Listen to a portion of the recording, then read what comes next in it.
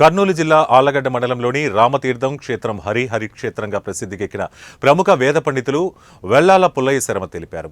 ఆయన రామతీర్థం క్షేత్రంలో కొండపై ఉన్న శ్రీ లక్ష్మీ నరసింహస్వామి వారి బ్రహ్మోత్సవాల ముగింపు సందర్భంగా మాట్లాడుతూ పరశురాముడు జైత్రయాత్ర చేసే సమయంలో ఈ క్షేత్రానికి విచ్చేసి పరశురామేశ్వర లింగాన్ని ప్రతిష్ఠ చేయడం జరిగిందని, ఇక్కడ వెలసిన తీర్థం పరశురామ తీర్థంగా ఏర్పడిందని ఆయన తెలిపారు. అలాగే కొండపైన శ్రీ లక్ష్మీ నరసింహస్వామి యోగానంద నరసింహునిగా స్వయంభూగా వెలసినట్లు తెలిపారు. బ్రహ్మోత్సవాల ప్రారంభ రోజున ధ్వజస్తంభం పై ఆరోహణ చేసిన గరుత్మంతుని ధ్వజాన్ని తిరిగి ఈ రోజు బ్రహ్మోత్సవాలు ముగిసిన అనంతరం అవరోహణ చేయడం జరిగిందని ఆయన తెలిపారు.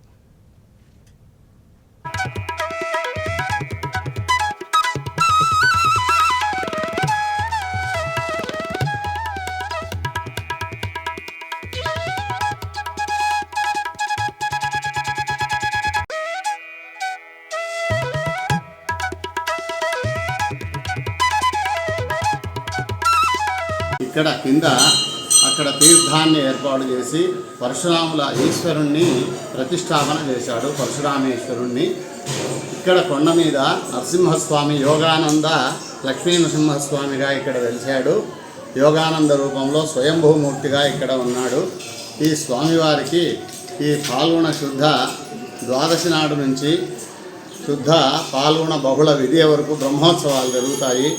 ఆ బ్రహ్మోత్సవాల్లో భాగంగా ఈరోజు చివరి రోజు తీర్థ స్నానము, చక్రతీర్థ స్నానము, వసంతోత్సవము ఇవన్నీ కూడా ఇప్పుడు చేయబడ్డాయి.